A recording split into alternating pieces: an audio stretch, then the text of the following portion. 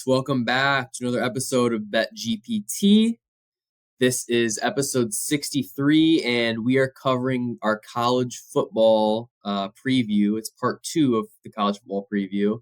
And essentially, if you listen to part one, we got into kind of the rule changes, the landscape of college football, where it's headed. And today we're going to pivot to our conference previews, national title preview, Heisman, season-long awards, all that good stuff. So a lot more plays and betting angles to explore here. And Slade, I'm very excited to hear what you have. I'm wondering if we have anything conflicting, if we're going to be, on the same thing. We might have to throw a double unit play on there. I'm kind of excited to see where this goes. We haven't had a double unit play since probably January. So yeah, it'd be nice if we could find something to be on the same page about, but that rarely happens, especially with us in college football. So I guess we can go ahead and get started. I've got a lot of plays.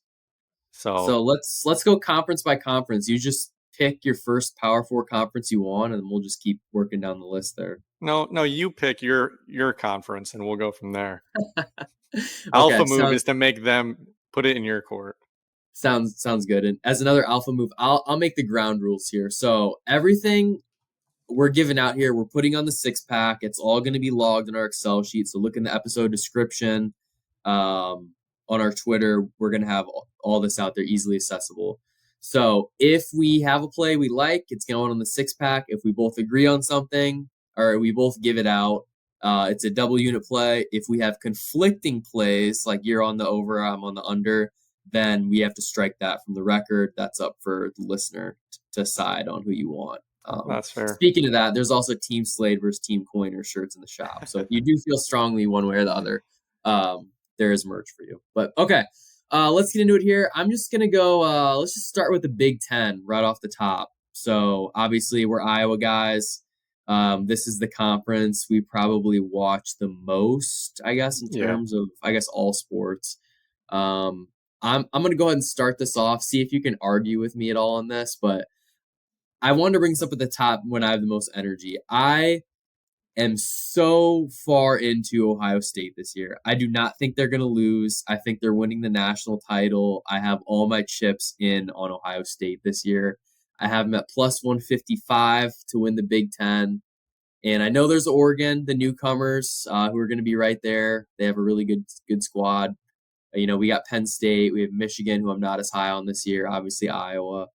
I'm on Ohio State as my winner. I do think Oregon's going to be right there. And I think I wrote one disappointment down. We also have Washington and UCLA as newcomers. I'm not super impressed with them. I think they're going to be easy wins on the schedule. But that's where I'm at in the Big Ten. How about you? So Harbaugh leaves, and you flip allegiances from Michigan to Ohio State. This is not in a sports allegiant podcast. It's a sports betting podcast. We're about making money, not picking our favorites. I am with you. I mean, when you break down the conference, there's only two teams that I would feel confident putting money on. It's Ohio State at plus 155-ish, 150-ish. You can get it 155 as we speak on DraftKings. Oregon is plus 200, so they're the next closest. But after them, it goes all the way down to 5-1 for Penn State. I don't know about you. I would not put money on Penn State to win the Big Ten, especially in this expanded era of the Big Ten. Drew Aller at quarterback. Yes, they're talented. Yes, we can get into this later. I do think they're going to probably win 10-ish games. But no, I would not take them to win the Big Ten. So I'm with you on Ohio State winning the Big Ten. I have them you can put them in pen to make the playoff. It's a lock, in my opinion. I think they're the most talented team in the country. Really, the only question mark for them is Will Howard, their quarterback. And it's we know he's not terrible. We know he's an upgrade over what they had last year. But it's is he going to just be good enough, or is he actually going to be a plus? And if he's a plus, then yes, I think they could run the table. I don't see any scenario where they're out of the playoff, and I would be pretty surprised if they don't have a bye going into the playoff as well. So I'm with you there. I have Ohio State at plus 155 on DraftKings. to win the Big Ten. If you wanted to put money on Ohio State and Oregon, I guess you could. Because like I said, it's probably one of those two, and they're both plus money. It's just seems a little silly. You could probably wait till the Big Ten title game and hedge out of that if you really wanted. So yeah, that's the key thing is two teams are making the Big Ten title game, and then No the winners divisions. go. Yep. Yeah, no divisions. So one big large group of teams here. The winner of that obviously has an auto bid. The loser, unless there's some crazy scenario, the loser is getting in as well. Most likely as an at large. Looking at the schedules here, Ohio State, they play at Oregon early on October 12th. Then they go at Penn State November 2nd, and then they have Michigan at home to end the year. Penn State, their schedule, they have at USC in October, and then Ohio State at home. The rest, it does not look like they don't have any other ranked teams on their schedule. Oregon, they have Ohio State, obviously, at Michigan, and those are their only ranked games as well. So the Oregon and Penn State schedules are a little make things a little bit interesting. Oregon does have Boise State early. I that's no gimme. I think they're going to end up winning that game, but I just think that Ohio State's too good, and then Penn State and Oregon each don't have that many landmines. So I'm just going to tip the edge to Oregon on that one. So that's why I think they'll be in the title game. Yeah, I mean the only downside to that bet is yeah, they play Oregon at Oregon. I'm sure that'll be a night game. I'm sure it'll be crazy. And I mean there is a world where like because they play each other and one of them has a loss, like it could open up a door for a Penn State to be the second team in. I still don't see it. It isn't an easy schedule. That's the only reason I wouldn't go as far as to say I think they're going to go undefeated. They go from Iowa, where at least they'll beat Iowa. It'll be a physical game, and then you go on the road to Oregon. You go play Nebraska at home, who most people think is a bowl team, and then you go to Penn State, which I'm guessing will also be a night game. And then it gets lighter, and you finish the season with Michigan at home. But it isn't a cakewalk. I'm not really playing any of their win totals or anything. I'm just playing them to win the Big Ten, and then I also have them in some parlays that we can get into later to like actually make the 12-team playoff. They have like the long or shortest odds. I think they're like minus 600. Like you're not going to make anything playing it on its own, so you have to parlay it. But yeah, I think they're just absolutely loaded everywhere. Yeah, so you mentioned you're not playing the win total. I am. I'm putting on the 6-pack. Ohio State, I'm playing them over 10.5, right around minus 110. You can find that DraftKings or FanDuel, and then I am betting on them to win the Big Ten at plus 155. So I was just saying, I'm not that worried about them playing Michigan for some reason. For me, it's like I think they're too. It's just like can they if they split the Oregon Penn State games, your bet's gonna cash. Yeah, who else is? No one's beating them. Nebraska, Purdue, Northwestern. Their non-con is a complete joke. They play Akron, Western Michigan, and Marshall. Yeah, it's easy. And then Michigan State is not going to be great this year. And then they have Iowa, Oregon back-to-back. So they're going to be super locked in, super focused. And they have a bye right after that. Their schedule really sets up well for them. Do you have any other teams in the conference, like win-wise?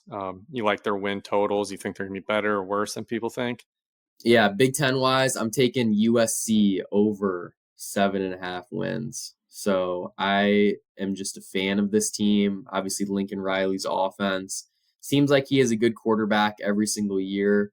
They come into the season ranked 23rd. Not that that really matters. They open up with LSU at Michigan. They play Penn State. They end the year with a game against Notre Dame at home. That'd be a fun game to go to.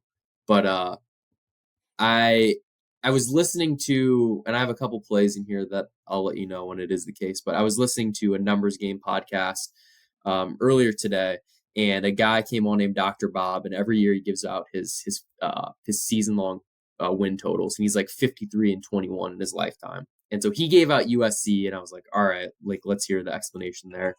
He said that Caleb Williams, stat-wise, was the second worst quarterback under Lincoln Riley, just stat-wise. Obviously, I believe it.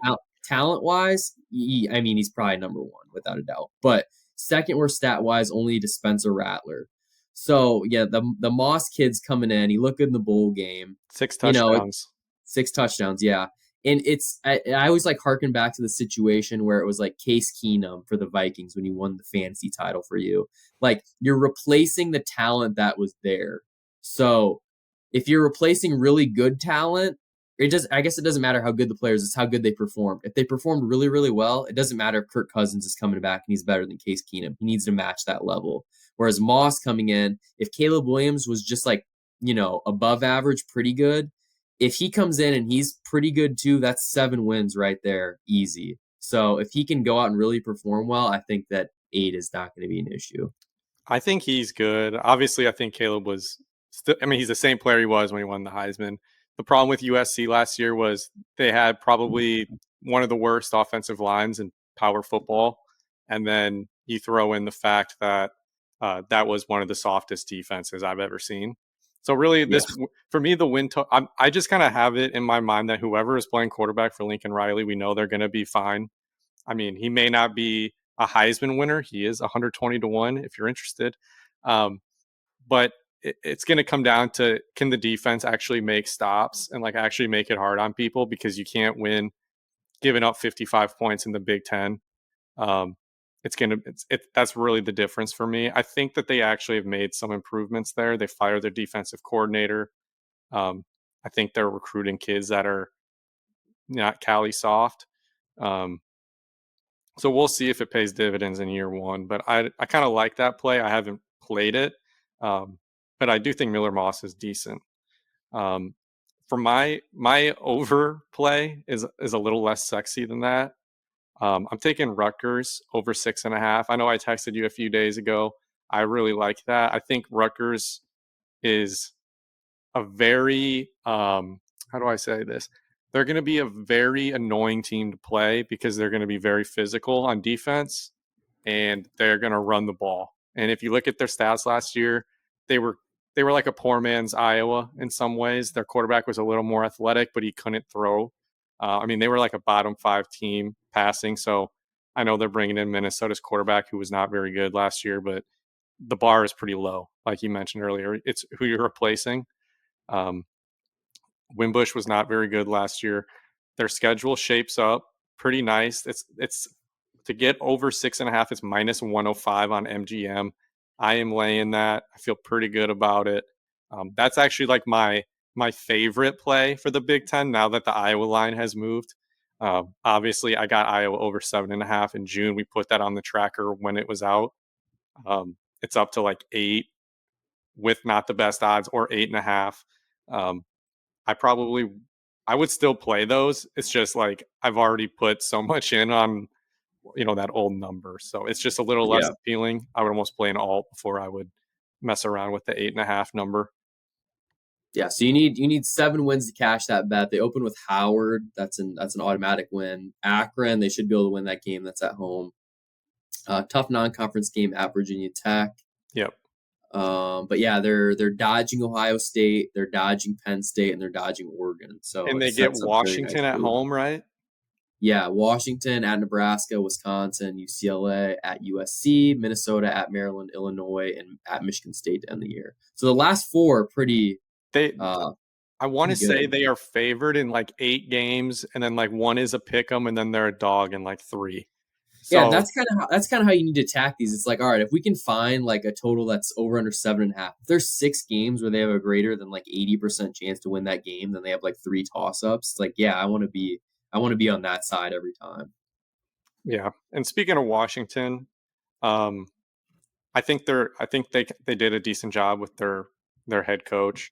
I would advise anyone who is contemplating betting on them or UCLA to just hold off. We don't know anything about these teams. We don't know how. We do know that the UCLA coach gave a great speech in Yeah, his introductory press conference. and we do know UCLA is in Los Angeles, and they are Yes. also in the same city as USC. Yes, we Um, did learn that. but no, I mean their schedule isn't like super difficult necessarily, but the thing about Washington is they have maybe the most attrition we've ever seen on a roster. And then they I also think they have lost. one guy. They have one guy coming back. Yeah, they lost like the most starters ever. They brought in some players from like Arizona with Jed Fish, the old Arizona coach who came in, but like I do like Jed, but it's not going to happen overnight. yeah, Essentially, it's just I don't know how you can bet on a team when you don't even know who's on the team, how they've played together, how much time they have together. It's like basically a transfer portal roster, and then you have a new coaching staff, and they you're in a do new have league. they do have Steve Belichick and Bill Belichick as an advisor. That's true. That's true. Don't talk me into it. But no, I'm staying away, and I'm staying away from UCLA too, just because somebody has to lose in the Big Ten. Not every team can be improved or like building momentum or making progress as a program. Someone's got to take a year or two to be get pounded. That's just quite frank. Someone's got to lose these games. Yeah. Okay. Yeah. So we got Ohio State over, USC over, and Rutgers over. Do you have any other plays for the Big Ten? No, I got Iowa stuff. I can save that for our Iowa pod. But Okay. yeah, I'm still on the over there. So whatever, if you can get whatever you're finding it at, I'm still bullish on them. So Okay. Sounds good. So I have I have some Heisman plays regarding the Big Ten. I think we can just push those back until the end when we get to the award yeah, segment. So we'll just focus on the wins and who we think's going to win the conference. Let's move to the ACC. okay, I got some notes here, but I'll let you go ahead and kick things off. all right. I'm gonna start off by saying I do not believe in Florida State. If that was not somewhat obvious by what I said last pod, I feel pretty good about that under I'm taking on Saturday against Georgia Tech. I feel pretty good. I'm even thinking about laying the first half under as well. I think that's like 28.5, but I just don't know if I can confidently say that I think DJU is going to lead a team to an ACC title. Um, Florida State is talented, but I don't think that you can be like, oh, they're out recruiting Clemson or Miami or any of those programs right now. So with that said, those are the two teams I'm taking to get to the ACC title. I have both of their win total over. So I have Miami over 9.5. I have their schedule pulled up. They are favored in every single game. So they can drop one or two and they will still be favored. I will say they play at Florida week 1. So in the Swamp night game, they're only a 2.5 point favorite. Um, I think that's probably a fair line. They could lose that game. It really wouldn't change my opinion on the 9.5 number. They play one ranked game all year, and it's like Florida State at home. So I'm not super concerned. Do you have their schedule pulled up? I can pull it up. I do. I have it. Yeah. So Okay. at Florida, they got a Florida A&M game, Ball State. Then they go USF, Virginia Tech at home, at Cal off week, at Louisville. They have Florida State at home, so that's another good home game. Duke at Georgia Tech, Wake Forest, Syracuse. So there's no Clemson on that They schedule. could they could in theory lose to Florida State and Clemson, and you're still cashing. And also, I want to add in that over 9.5 is at plus 116 on FanDuel Nice. right now. So I feel really good about it. They brought in Cam Ward from Washington State. Um, say what you want about Mario Cristobal. I mean, he can recruit. I don't think he's a great in-game manager. So just because he has the more talented roster does not necessarily mean he's going to win the game. I'm fully aware of that. I know there will probably be a game or two where some of his decision making potentially costs them a game, but they do have what I feel like is a 2 or 3 game cushion to hit that over. And that's over 9.5 plus 116. Yep. Okay. Got it. Yeah. Favored in all 12 games. That is, honestly, I think that you're getting some extra juice there just because Mario Cristobal is like so clowned. Yeah, I mean, you saw him last year. You just needed to take a knee in that game and lost it. That kind of just like Yeah, ruined his reputation for the whole year. But exactly. Cam Ward coming in, he's a good quarterback. He was at Washington State last year. Um, He was the number one Heisman, or he was a number one player in the transfer portal. Like I think he had the largest offers from other schools. Like he was in like the millions of dollars range. yeah, He could have gone pro. I think didn't he enter the draft and then change his mind? Um, Yeah, I Yeah. don't remember what happened with him. I'm looking at their schedule from last year. They started off 4-0, and I remember they beat Oregon State in that crazy game 38-35, and then they lost 6 games in a row. So that They was lost their definitely a starting weird start to it. quarterback, Yeah. um, Tyler Van Dyke, I think, who's at Yeah. Wisconsin now. But another quarterback in the ACC that's or coach in the ACC who's kind of out of favor is Clemson. I'm riding with them as well. I know it burned me last year, but I think 12 of the last 13 years, Clemson has won double-digit games. I have them at over 9, so 9 is a push at minus 115. Okay. Um, I feel like getting it at 9 versus 9.5 is pretty solid. I also have it at 8.5, but for the sake of the tracker, I let's do 9. The Okay. 8.5 number is minus 172, so it's not as juicy. But Clemson again, their schedule isn't brutal by any means. Let's see, I've got it pulled up here. They play Georgia week 1. That's already built into the line. Okay, like they're already counting that as a loss. Vegas is counting that as a loss. They play North Carolina State at home. They play at Florida State. Those are their only 2 preseason ranked games. Um, so they could lose to the 2 ranked teams on their schedule. Those 2 ranked teams plus Georgia. At worst, it's a push. They are going to be favored versus North Carolina State almost indefinitely. So, I mean, I see them as at least 10 wins. I still think talent wise, they're one of the best teams. They had their weak link of the team last year was wide receiver. I think that's been taken care of. They had one of the top recruiting classes on the defensive side of the ball. The number 1 linebacker, Bobby, was it something Brown, Sammy Brown? He might start for them, but overall, I just think that they can't have worse fumble luck than they did last year. They were like the unluckiest team in the red zone when it came to fumbling the football. That's an outlier stat that is not like, I don't think that's representative of a skill issue. Um, it's just like ball security. Just hold on to the football when you're running, basically. Like that cost them the Miami game last year. So Yeah. they should have won 10 games last year, and I think this year's team is more talented. Well, what about that game Saturday, November 9th in Blacksburg, Virginia? That'll be That is tough. not that's not a game to sneeze at. You know they're going to be doing the Enter Sandman. The lights are going to be flashing. I So hear you. yeah, that leads me into my play. I'm on Virginia Tech over. What are they at here? Over 8.5. Is that what I Mhm. have? Yeah, Virginia Tech over 8.5 wins. Just, I mean, you mentioned the Miami schedule. I in my notes here, I have Virginia Tech. Do they have the easiest schedule ever? I think it's just the ACC bottom feeders suck. It's because they have So 17 teams, yeah, and if you look yeah. at their schedules, I think I think the ACC, do they play 8 conference games or 9? They might be I 9. can look. I can count. Let me just Just a quick note, I mean, like, when you're comparing win totals across conferences, like, the SEC win totals are always slightly higher because they play 8 conference games versus the Big Ten who plays 9, so they get one more team, like, Western Kentucky, a Citadel, yeah. one It's of those 8. teams. Yeah. Yeah. Yeah, so I like Virginia Tech. We got Vanderbilt, Marshall, Old Dominion to start the year. That's 3. We have Yeah. Rutgers, which I know you're high on. I'm still thinking that's a win in my book. 4 at Miami, they can lose. At Stanford, win. 5. Boston, 6. Georgia Tech, 7. Syracuse, 8. Clemson lost, and they have Duke and Virginia to end the year. Like I just think there's so much wiggle room there, Wow. That's easier and than I even realized.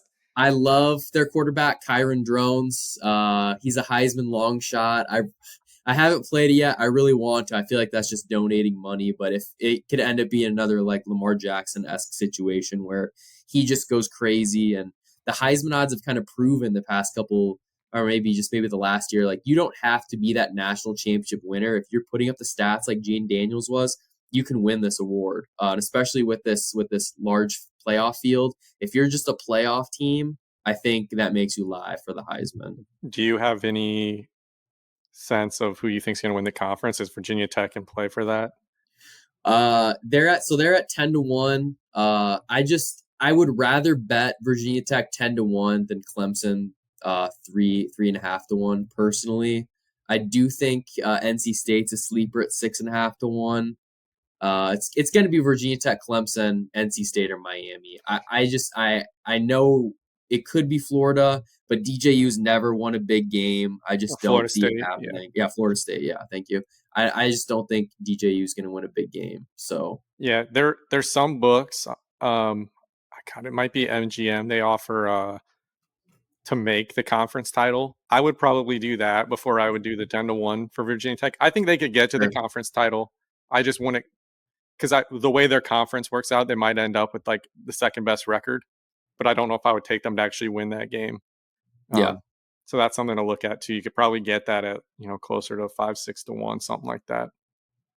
yeah, yeah. No, I agree. So it doesn't sound like we have any outrights in the conference, but you're leaning Clemson, just not at that number, I I'm leaning guess. Miami 4-1, Miami. but I Okay. haven't played anything. Okay. So I'm just kind of like anti-Florida State. That's just kind of where I am with the Sounds ACC. good. So basically, we're rooting against Florida State, but Clemson, Miami, and Virginia Tech, kind of those That 2, second 3, 2, tier 3, of and 4 teams. programs, I Yeah, think, is going to get it done. yeah, Well, and not that so, Clemson's a second tier program, but you get what I'm saying. And the yeah, odds. yeah, exactly. Odds wise, so we want all the bottom feeders just to keep losing another year, which I think will be the case. But okay, let's move on to. Let's save the SEC for last. Let's do the Big 12. I can kick this one off here. I have Utah plus 320. They're the favorites I to have win it the too. conference. You have them too. Yep. That's an official play for you to win it. Yep. Plus All right. 320. All right. I, 2-unit plus 320 play. I'm and I not sure how smart that is, but we're doing it. and I have a note here too to shop, because this one is like plus 250 some places, plus 300, and yeah, it's plus 320. Was that one of the books has that plus 320? I know, and that's a much better number than some other books. Yeah, don't do anything under 3-1. I don't think that's worth it, because once again, you got to get to the title game and you have to win it. So You have to wait for Cam Rising to stay healthy, yeah, and that's the other thing. But what do you yeah. like about Utah? Cam Rising, you said it. They at Cam Rising. When you play them at altitude at that stadium. Good luck. So I'm I just agree. I super high liked on them them. last year, but I obviously at this time last year we thought Cam Rising would be back like a few weeks into the season. Yeah, Here's the deal. Kyle Whittingham is a top 10 coach in the country. With some of these other coaches retiring or moving on to the NFL, he's not even borderline top 10. He's probably closer to like top 7, top 8. He's yeah. just really loyal to Utah. Okay. And Cam Rising is 24 years old. I like teams that are a little bit more battle tested, mature. As like Bud Elliott says, like, I want a team that can buy their own beer. Very rarely do you see a team win the national title with a bunch of young kids. I mean, Michigan last year, those guys played a lot of football. I mean, Blake Corum, those guys all came back. That's what I like about Ohio State this year. They have like 4 guys who turned down the NFL to come back to win a national title. There's a lot of older guys, and I think Utah is going to be a very veteran team. I just trust them in a league that has no Texas or Oklahoma. It's kind of a league of like a bunch of not misfits, but there's no dominant program and there's no complete cakewalk team either. Dude, there's Colorado. Come on, man. You're It's right. America's darling. You're right. Yeah. I thought you were talking about they were the cakewalk. I would have agreed with you there. I do have them as the biggest disappointment. They're going to be fun to watch. They're going to beat someone they're not supposed to beat, but then they're going to lose 3 games that they probably shouldn't lose. So that's the story with Colorado, I think, this year. Yeah, I agree. And yeah, like that's a game I've circled. That's November 16th. It's at Colorado. So because it's in Colorado, it'll probably be a night game. Utah will probably have like 5 or 6 less of point favorites than they normally would. Just take the points. I don't care if it's like 8.5, 9. They're gonna destroy them. It's not even gonna be close. Yep. If Cam Rising's healthy, I'm riding with them to win the league. It's that simple. Yeah. So they're plus 200 to make the playoffs. I think that price is a little bit low because I have, and I'll just give this play out right here. I have Big 12 teams to reach the playoffs under 1.5 minus 161. I'm playing that. I think only the conference winner is getting in. So if it is Utah, I just don't think Oklahoma State's getting in. Kansas State, Another maybe. Kansas State, Arizona, UCF. That's kind of Iowa State. That's like the next tier. I just think it's going to be one team. So I'm laying -161 and under 1.5 teams from the Big 12 to make the playoff. Yeah, for the two teams to get in, it probably have to be like a 10-2 Kansas State beats an 11-1 Utah in the Big 12 title game or something like Yeah. that. It's possible. It's just it would involve some finessing. Um, yeah, I agree with you there. Who do you think is the second best team? Because I'm leaning Kansas State, but I don't love it there either. I don't love many overs in this league, so I feel like they could all cannibalize themselves. Second best team, I don't know. It's probably Kansas State, but I think a team with really high upside is UCF. I think just the combination of KJ Jefferson and Gus Malzahn, like that's not a team that's just gonna suck. So I don't think They're they one can of my actually. picks. I have over Really? 7.5 at -125 because I think they're starting Yeah. 4-0. Okay. Well, let's take a look at So the schedule yeah, here. they start off with a couple cupcakes, and then they play at TCU and then Colorado. Okay.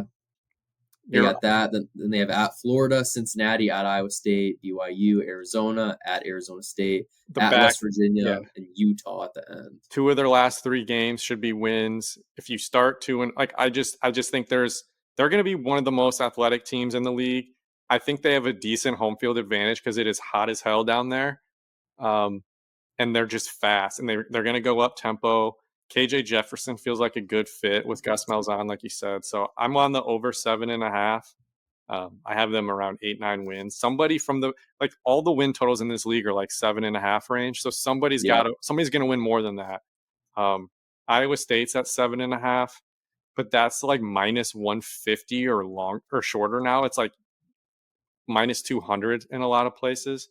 If you wanted to play Iowa State's over, you probably should have done that in June when Iowa's line was also kind of mispriced, because they were probably, I think they were like 6.5, 7. Like that's a better number than anytime you're betting on Iowa State to win 8 or more games and you're doing it at a -200. You need to reevaluate.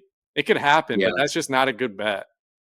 Yeah. You've waited far too long on that. So yeah, they will probably end up with 7 or 8. What's their quarterback's name? Rocco Brecht. Do I Back, have that yeah. right? Brecht, yeah. He had a kind of freshman year similar to Brock Purdy's freshman year. Will he actually kind of take it to the next level? I guess time will tell there. I do think that Iowa State game is going to be tough. I'll be boots on the ground for that one, so that'll be fun. But um, yeah, this is just a weird conference. Like I said, 2 teams tops getting in. I think it's just one, and I think it's going to be Utah unless Cam Rising gets hurt. And Kansas is really trendy because of their quarterback, Jaden Daniel. Not Jaden Daniels. What is it? Something Daniels. Yeah, But he's like one of the Fenway. top 5-6 guys for the Heisman. Their win total's 8.5. I lean the under there because he never stays healthy. I haven't played Jalen Jalen Daniels. Daniels. Okay. I do not love that line, but so I haven't played that one yet. I've thought about it. Yeah, those are the only 2 plays I have are the UCF over and Utah to win the league. So we basically are on the same boat when it comes to that conference. And you said UCF was 7.5 or 8.5. 7.5, and it's Okay. -125. Okay. Got it. All right. So that's it for our Big 12. Now let's move on to the SEC. Can I So start with some Georgia, bottom feeders in the SEC? I've yeah, got some yes. plays. Start from the bottom up. This might be my favorite play, just for fun. Vanderbilt over 2.5. All So right, let's pull the schedule so up. so here's the thing: you can get them over 2.5 at -200 on FanDuel, or you can get them over 3 at over 3 at -125. But you're doing what? What's your pick? I'm Vanderbilt. gonna do 2.5 because this Okay. bet, yes, it's a future. Yes, your money's tied up, but guess what? It's gonna cash by mid-October. So don't really think about it like it's your typical future where you're waiting till like January. This thing is gonna cash on October 19th by my Wait, what calculations. is the catch here? Why is the line not 3 or 3.5? Why is it not 3? I don't know. it's 3 some places at minus 125, and it's minus 200 on FanDuel. I already bet it. I've already given it out to some people, but minus 200. Pull up their schedule right now. It I is got it. hilarious. Okay. So you got Virginia Tech week 1, no Okay, so they'll chance. lose. Week 2, Alcorn State at home. Yeah, there's a win. Week 3, they're playing in a tough environment at Georgia State Panthers. Should be a win, but you never know. Yep. At Missouri's a loss. Bama's a loss. At Kentucky's a loss. And here's your October 19th game, Ball State at home. They don't have to beat a team with a pulse, and they are going over. Yeah. I mean, they do have to win all 3 because once again, then it's Texas, Auburn, South Carolina, LSU, Tennessee. They essentially have a less than 1% chance in every single game other than those 3. Well, I'll say this. The line for Vanderbilt, Kentucky, and the line for Vanderbilt, South Carolina are both going to be within a touchdown. So okay. if they do drop one of those, I think there is still hope. Like, I'm obviously going to be pissed, but there's still hope that you're going to cash. Okay. Also, it's just fun, man. Betting on a team to win 3 games. Dude, what else you can be doing on Saturday, September 14th, other than watching Vanderbilt, Georgia State? You can't tell me you have something better to do than that. Yeah, and that's when it really sucks that Stream East got banned, because there's no way that game's going to be on national TV. We're going to have to go to like some sketchy website to find the Georgia State stream. We got a $100 future on them, but we're risking getting a virus on our $1,000 computers to watch the game. But that's the grind of sports betting.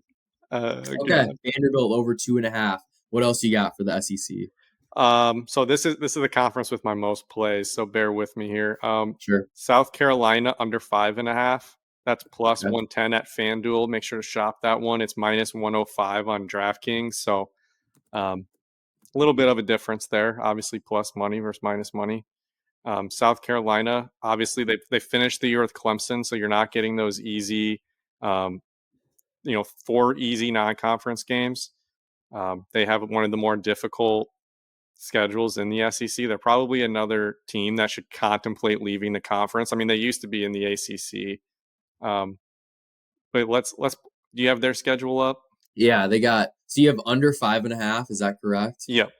Okay, so they have Old Dominion to start, that's one. You got at Kentucky, toss up. I mean, what do you think about that? LSU, loss. Akron, that's a win. Ole Miss, Bama, Oklahoma, back to back to back. Good luck. Then they have A&M at home, at Vanderbilt, which is a win. Missouri, Wofford, Clemson. So Wofford, Vanderbilt, Old Dominion, and Akron. That's 4. You got to find a way to beat Kentucky for 5, and then beat some powerhouse top. You just named 6 teams that I consider guaranteed losses. Yeah. Okay. Yeah, I like that under 5.5 at plus money too. I like that. Yeah, and I mean they lost Spencer Rattler, who they weren't very good last year, and you lose a quarterback that's better than your quarterback now. So a little rough there. I don't know if you've played any exact win totals, but there's really only one I like a lot.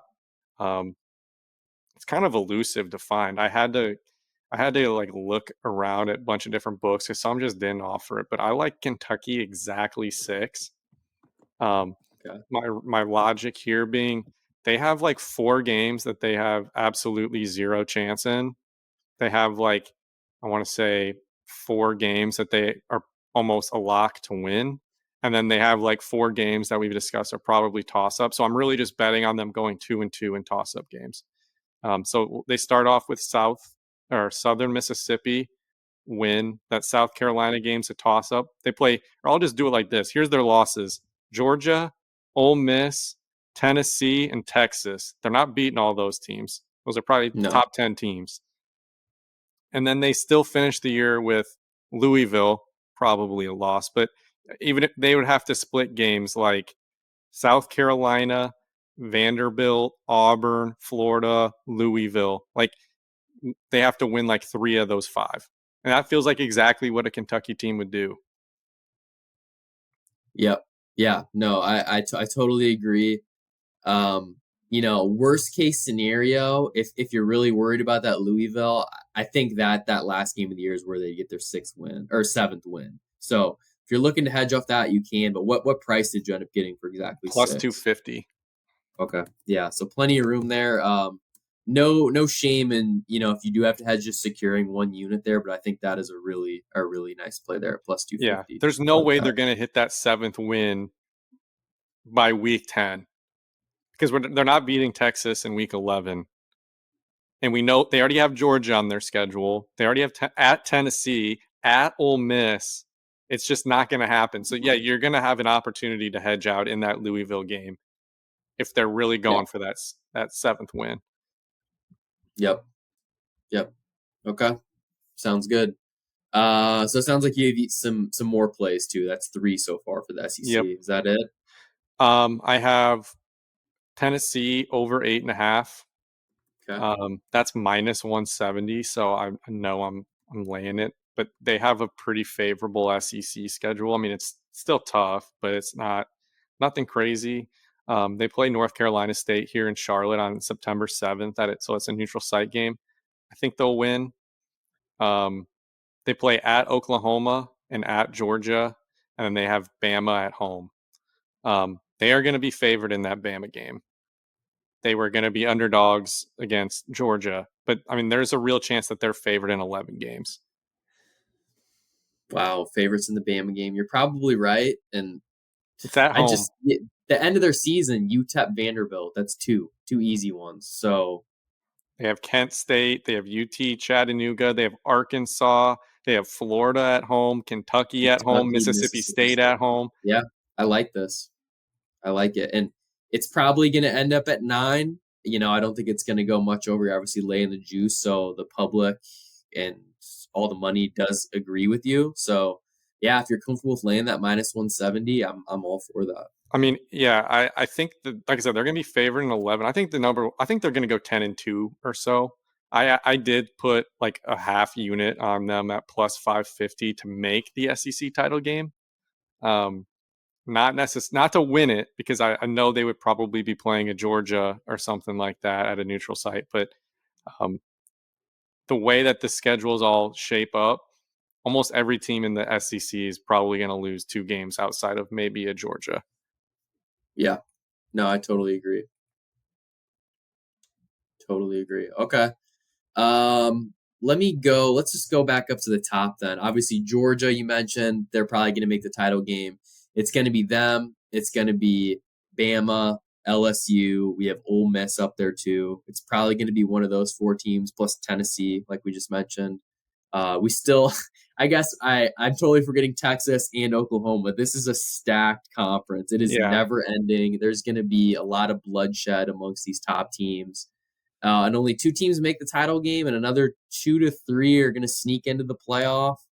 So I guess it doesn't really, I don't think they care as much about the SEC championship now that there's all these spots available. Like, yes, it's nice, but we've seen in the past where Bama goes in and beats Georgia, or vice versa, then they win the national title. It doesn't even matter. So, it's very interesting, and my pick is still going to be Georgia. I think they end up winning the conference. I think they're too good. Carson Beck is an established quarterback. He's never going to be nervous in a game. He's done it all.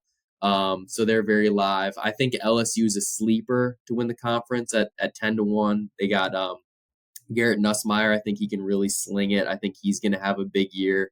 I like LSU's team total over week 1 versus USC too. I think that's going to be a high scoring game. What's that line? 9.5, 8.5? I believe it's right around there. Yeah.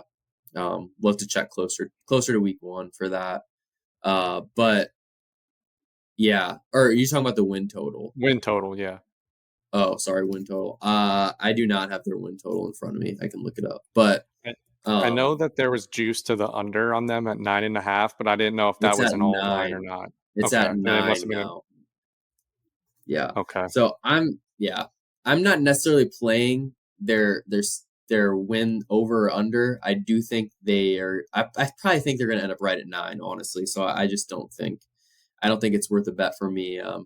I would rather maybe sprinkle them to make the title game, but I'm not betting anything. I just am kind of leaning that way towards right now, and I'm going to keep monitoring them as the season goes on.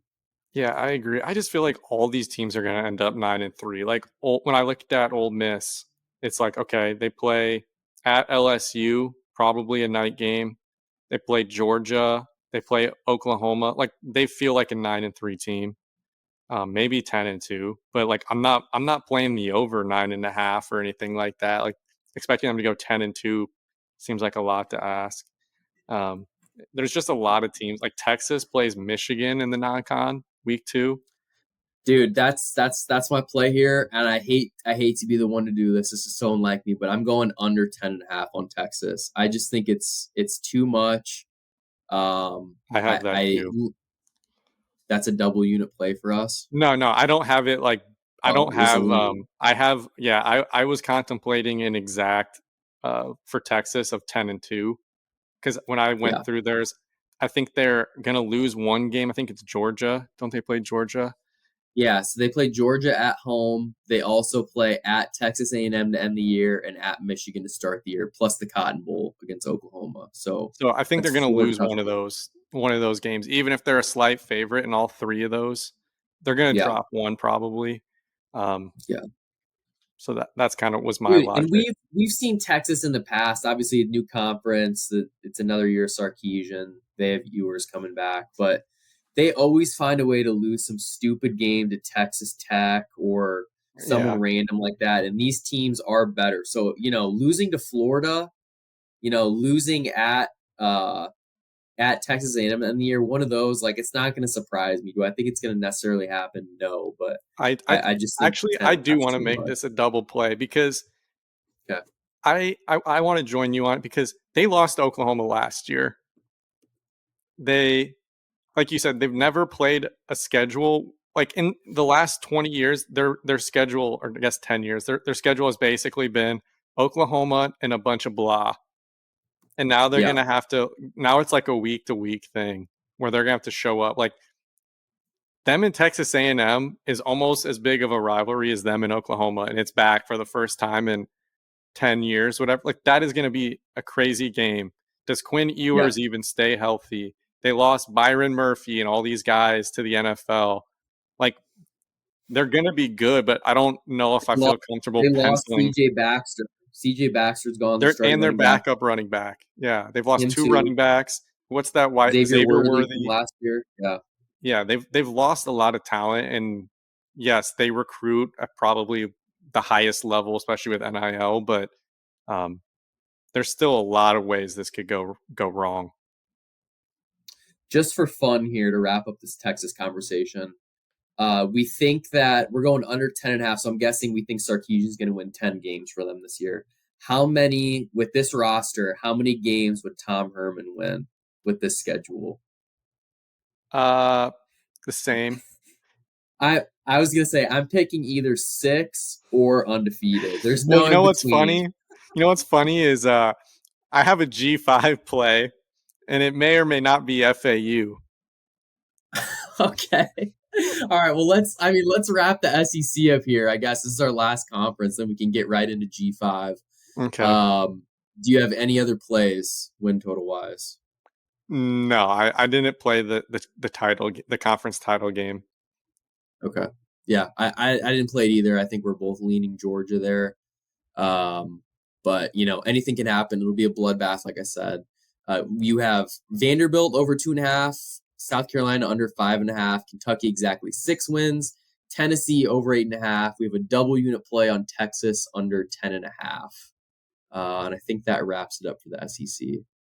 Yeah, so we'll talk a little bit more about them with our Heisman and our player awards Right. and stuff coming up at the end of the show. But we can go ahead and transition over to G5. We got Tom Herman and FAU living the Boca Raton life. Hmm. What's the angle there? Even when Tom Herman loses, he wins, bro.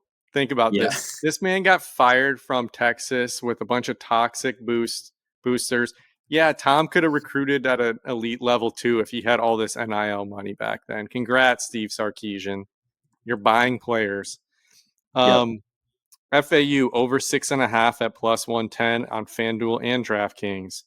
My reasoning: They have one of the top 5 easiest schedules in all of America. Tom Herman is still a better coach than every coach in that conference. And Casey Thompson got hurt last year for like the 100th time. So, and that was his first year there. So this is year 2. Expect some improvement. They have a quarterback who's a transfer from Marshall. I think it's Cam Fancher. I don't know how you pronounce that, but he's not great, but he doesn't have to be great. He just has to be okay. And getting fired and getting to go make millions of dollars in Boca Raton there's a lot worse ways to live. Yeah, Fancher was named the starter last year.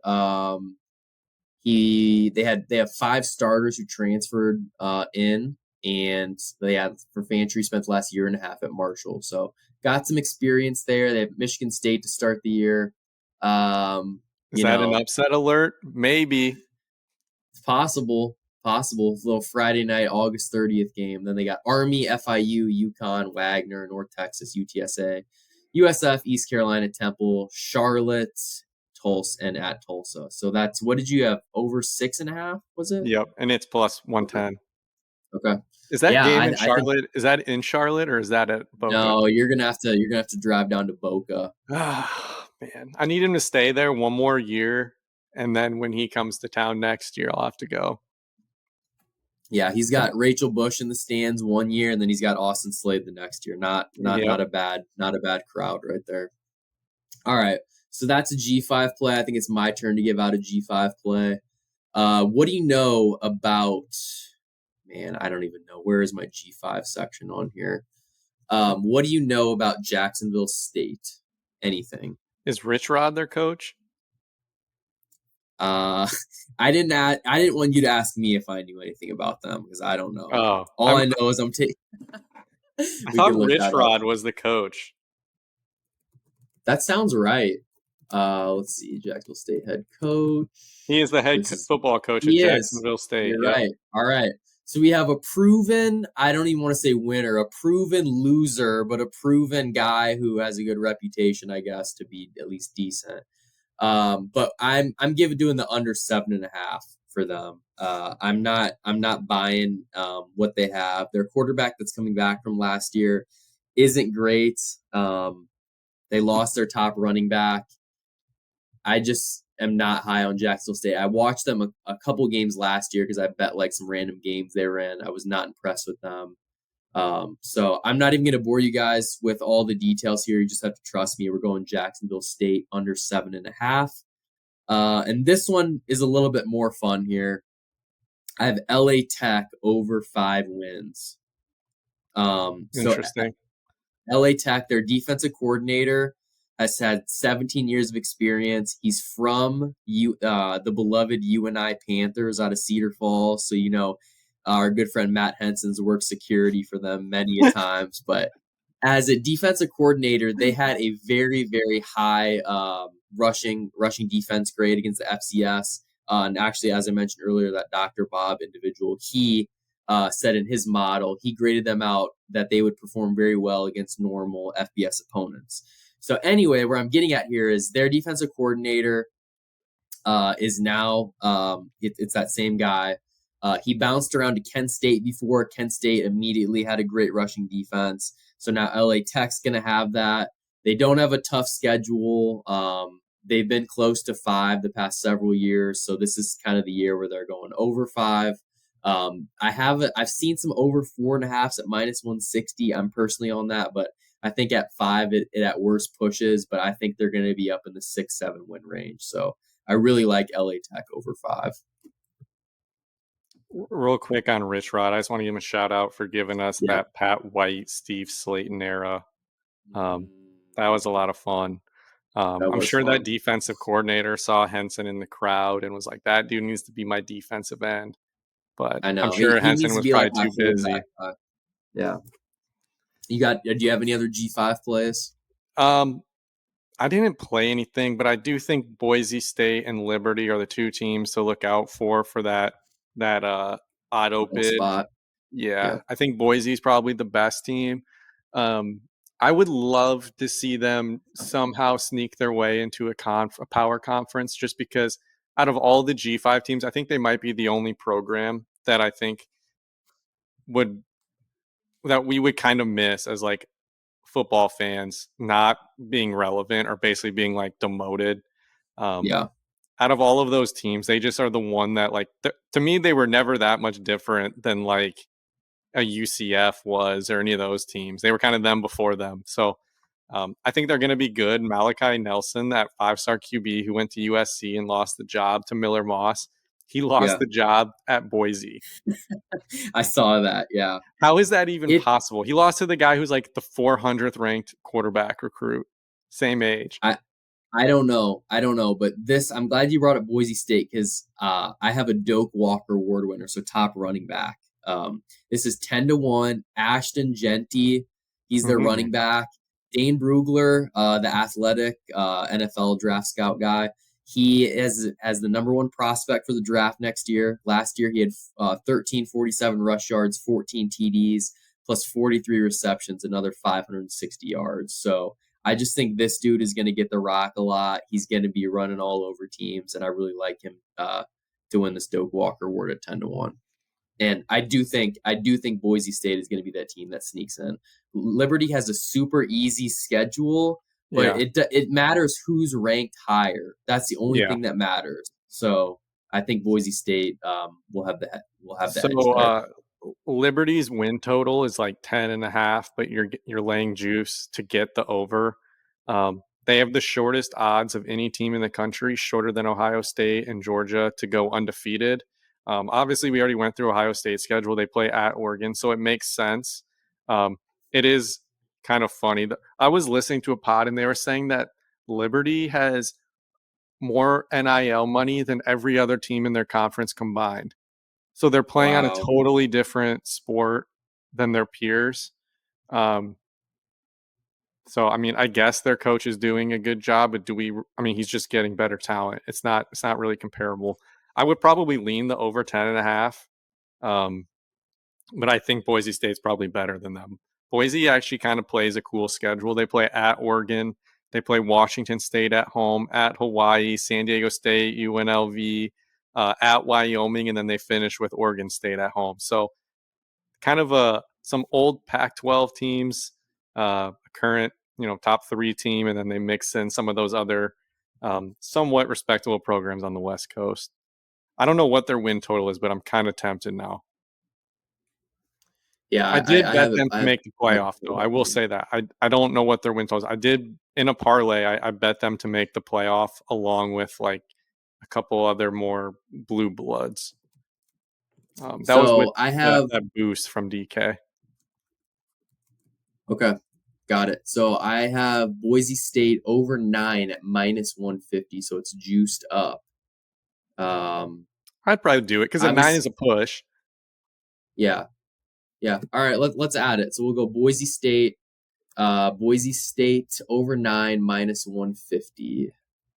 Okay, we'll just do a single unit play on that one. Okay, and, I know we have a lot of plays here. We'll recap them right at the end of the show as well, and we'll make sure to tweet all these out. Okay. Sounds good. Any other G5 plays, or are you ready to transition over to some? Well, I guess one thing I want to talk about Notre Dame. What are your thoughts on Notre Dame? So they're kind of floating out there. They have a tough schedule, which I can pull up here in a second. I know they have USC as per usual, but what are your thoughts on Notre Dame? Yeah, I'm glad you asked because I forgot to mention this during the SEC session. Obviously, last episode we talked about Texas A&M, Notre Dame week 1. I gave a couple plays there. Um, the reason I didn't name Texas A&M for my overs play, and the reason I'm not going to give Notre Dame as my underplay, is because I think that the game where they play each other head to head will determine if those come to fruition. I think Notre Dame is going to go under 10.5 or 9.5, whatever it is, and I think Texas A&M is going to go over the 8.5. But I think that game has to go the way I need it to. So if I'm already betting on the game, I don't really want to double down on it with each team's total when I feel like I'm going to need that to go my way. Yeah. So Notre Dame's sitting at over under 10 right now. right around minus 115, 105 respectively. They have at Texas A&M to start the year, Northern Illinois at Purdue, Miami, Ohio, Louisville.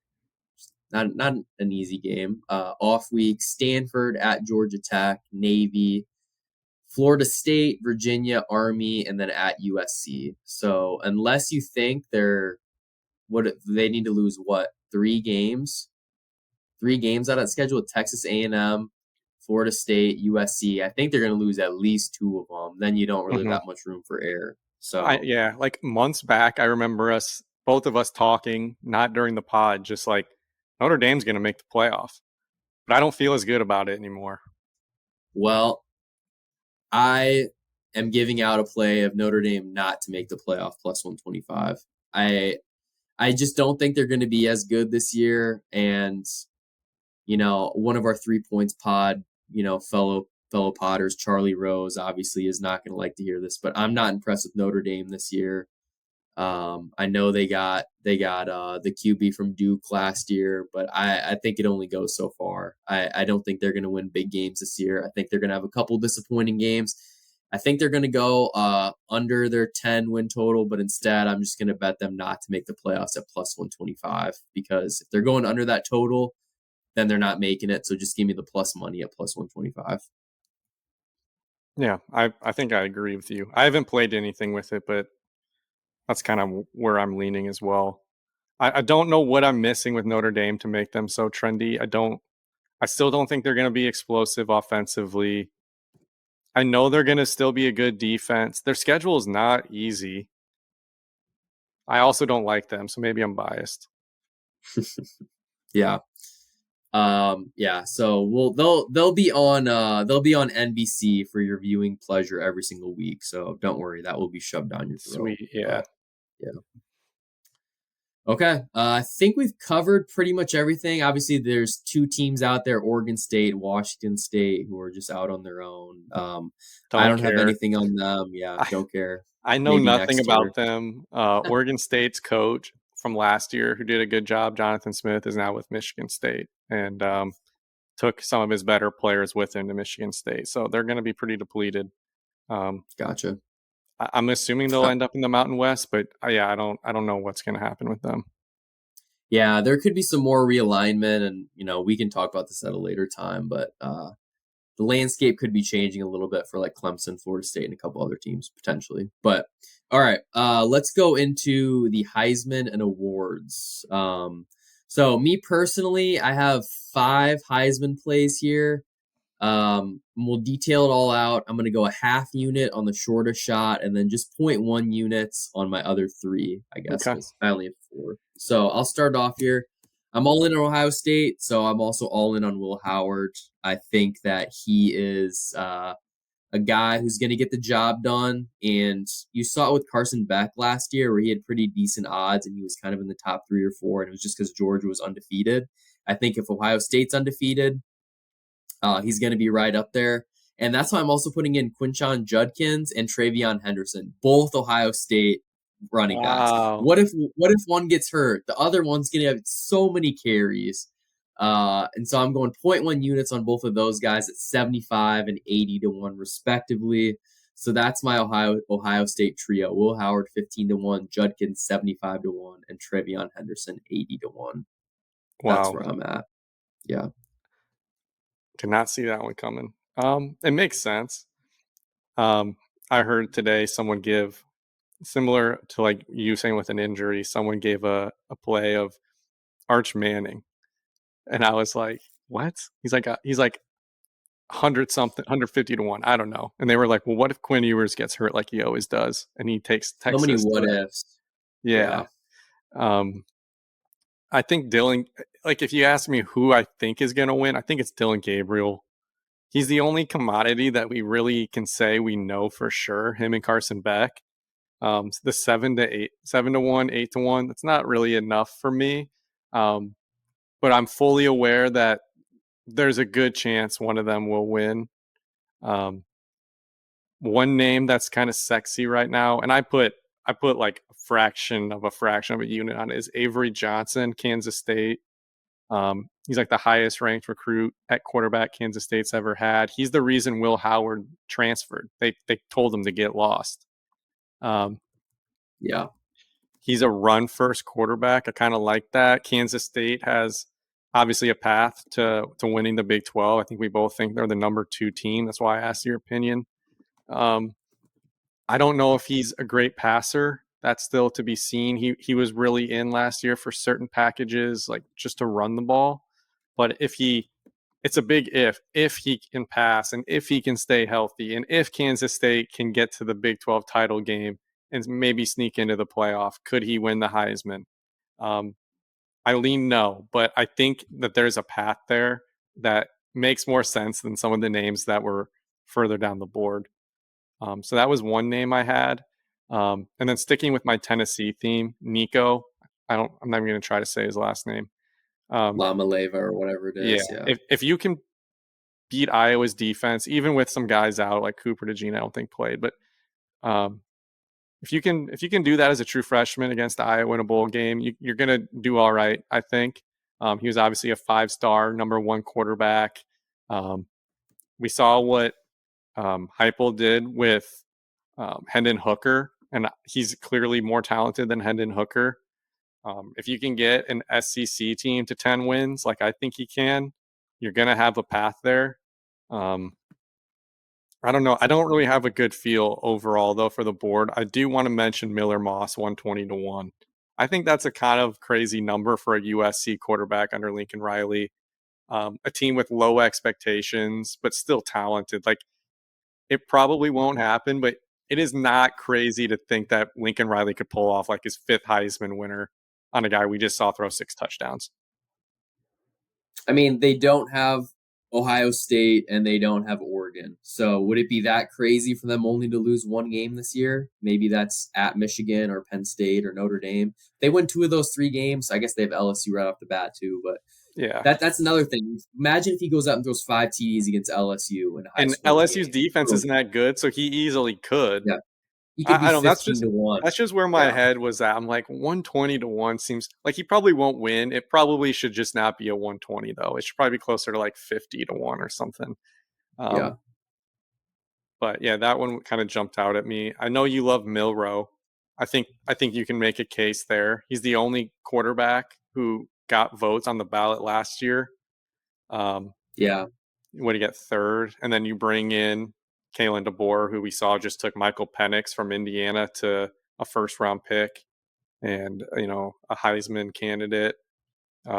Another year as a starter. I think there's a path for him. I'm not sold on Jackson Dart. I know he's trendy. There's a couple other names that are trendy, but I don't know. What about Ollie Gordon at 75-1? You have any thoughts on that? Was he missing the first game for a DUI? I thought they decided that he's not even. I couldn't remember what happened with that. I saw that number too, and I thought about it, but I was like, maybe he's gonna miss a game, and it's like versus an easy team, and he would have racked up 100-some yards and a couple touchdowns. No suspension. You scared me for a second because I was doing research. Most rush yards in the Big 12, Ollie Gordon is 4-1. Give me that all day. I got a half unit on that. Put that on the 6-pack. So hopefully we can lock down 2. What book has that? I need to find that. We can talk off air on this, but it's available some places, and I'm pretty sure they pull from DraftKings, so we can find that. Yeah, I would be curious to see who's even like 2 and 3 on that list. I'm sure Iowa State's running back somewhere around there, but that's crazy.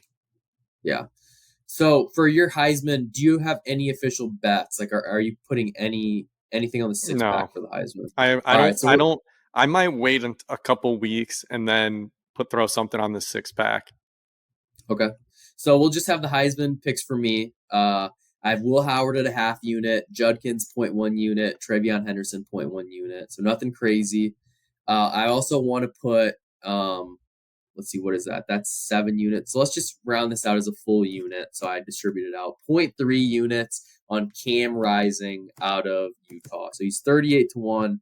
We talked about how Utah winning is directly correlated to his health. I'm going to bet on a healthy year. And if they go undefeated and win the Big 12, he's going to be in the conversation. There's no way he wouldn't be. So Yeah. that's my play. I Cam feel like Rising. him winning is one of those years where the board kind of comes down to him. Like we kind of know what level he could play at, and if he maxed it out, like it wouldn't be like some just absolutely all-time Joe Burrow type season. But if like no one came up and took it, like I could see him just kind of steadily being there. Yeah. Yeah, no, and without a doubt. Just to kind of close this out, a couple other big names here on top of the board. Quinn Ewers from Texas, obviously, he's live.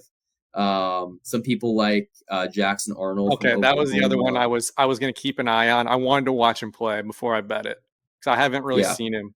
But if you're telling me that Dylan Gabriel's the favorite and Oklahoma told him leave because we want to give Jackson Arnold reps and we want him to be the face of the team and we think he's better than you.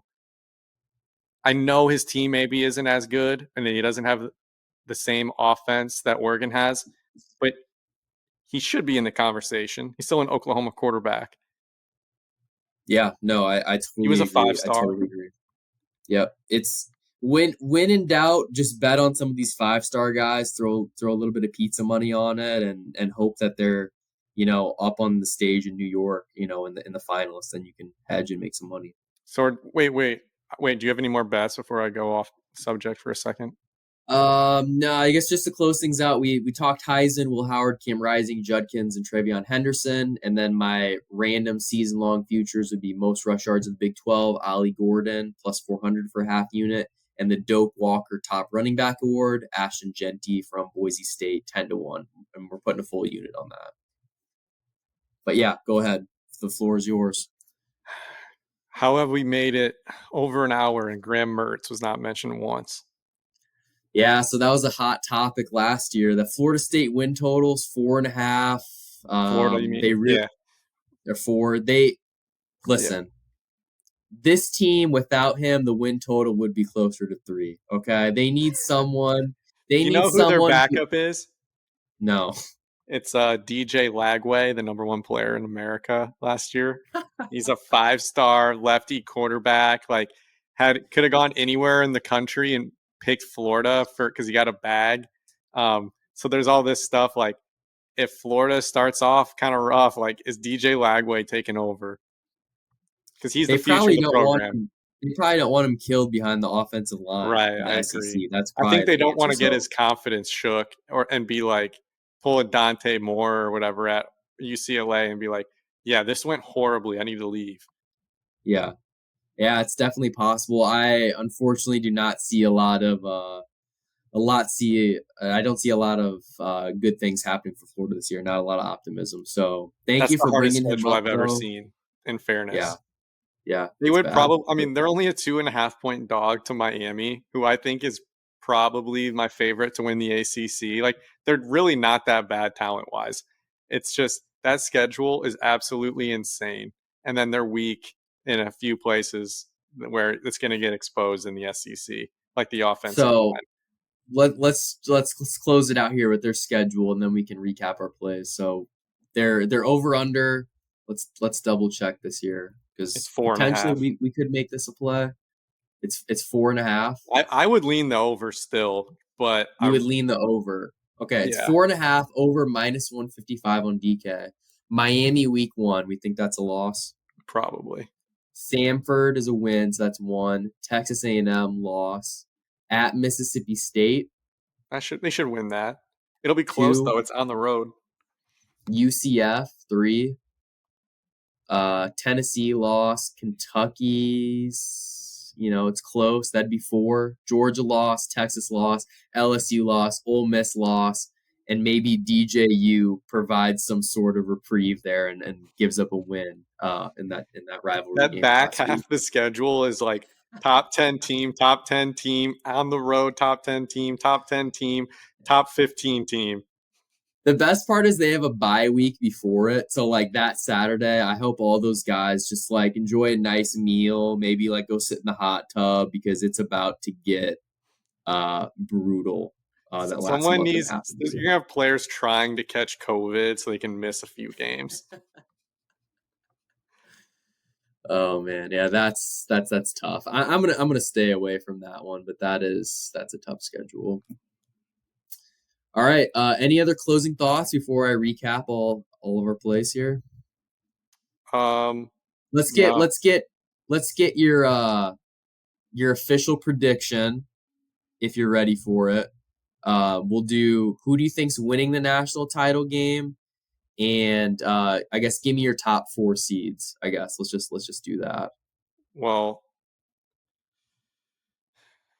okay. Ohio State is who I think is going to win it all, and they're my number 1 seed. Georgia's my number 2 seed.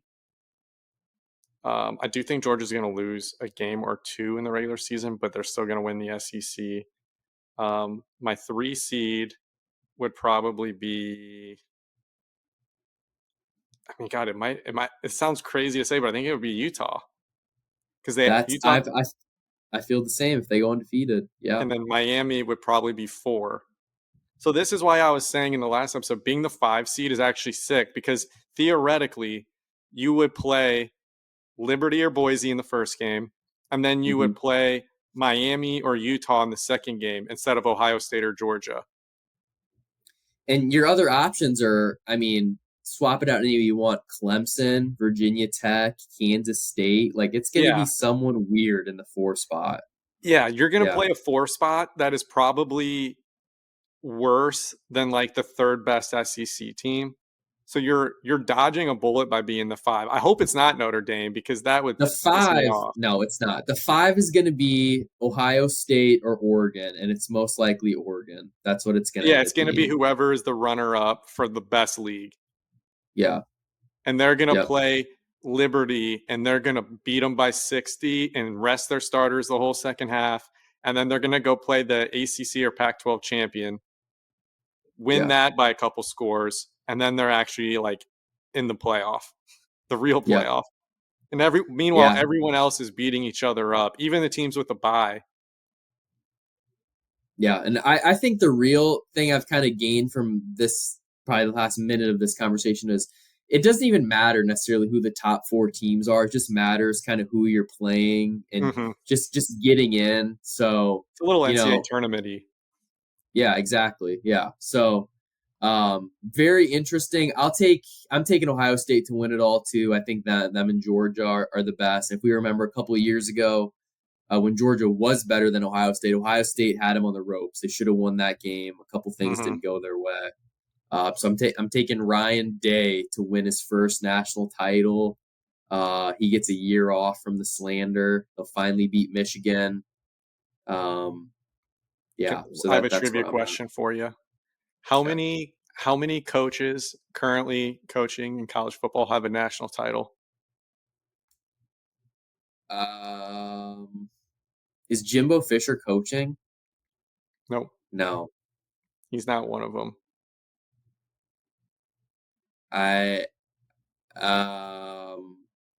That's tough. I do not know.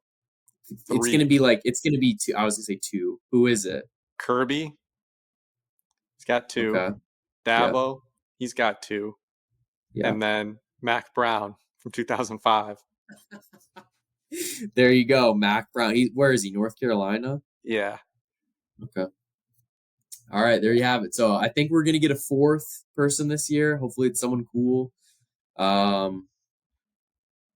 It'll probably be Ryan Day though, so I guess he's not that cool. Yeah, but I mean it's Ryan Day, it's Lanning, it's Sark. It's gonna be somebody like that if it's gonna be someone new.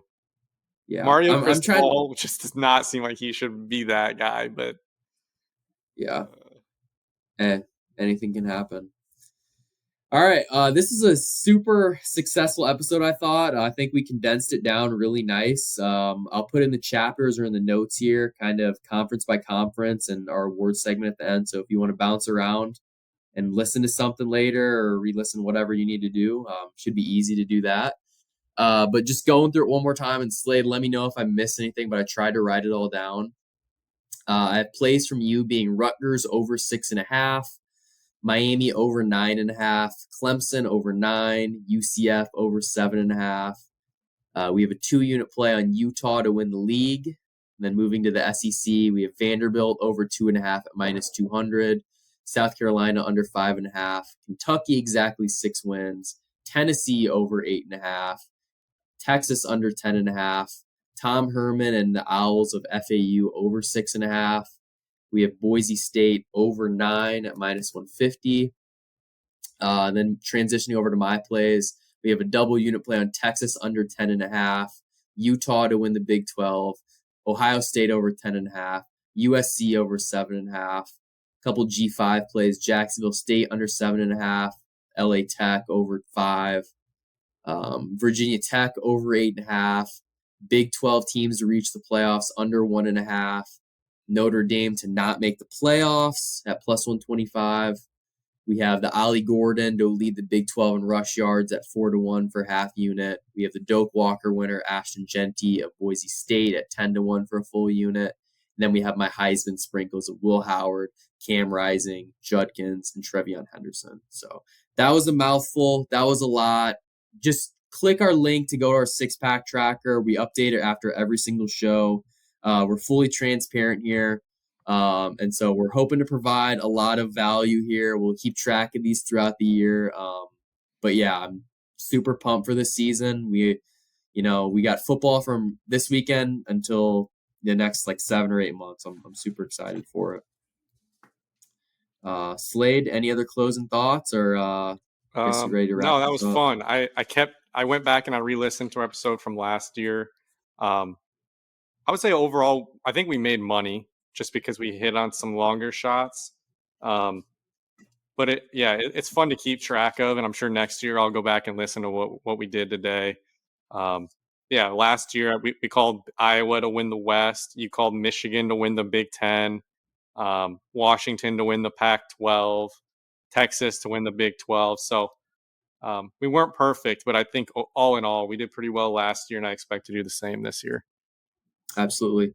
And if future 2025 Slade is listening to this, let me be the first to congratulate you on your first $1 million. You earned it, man. You worked very hard this year, both personally with your job and sports betting wise. So nice job. But yeah, everybody, in all seriousness, thank you for listening. We'll be back probably this weekend or early next week. We're going to preview. We're going to have our first Talking Hawks. We'll break down Kirk Ferentz's breaking news suspension, 24-hour suspension, how that impacts the early part of the season and kind of how the full season is going to play out. And then we'll get back to our weekly schedule where we talk college football and NFL. So plenty of content coming your way. If you have any suggestions or know someone who wants to come on the show, just hit our DMs on Twitter. And, buy the merch, support the pod, tweet us, rate us, subscribe on YouTube. We appreciate all you guys and all your support. So we'll catch you guys next time. This has been another episode of Bet GPT. Thanks.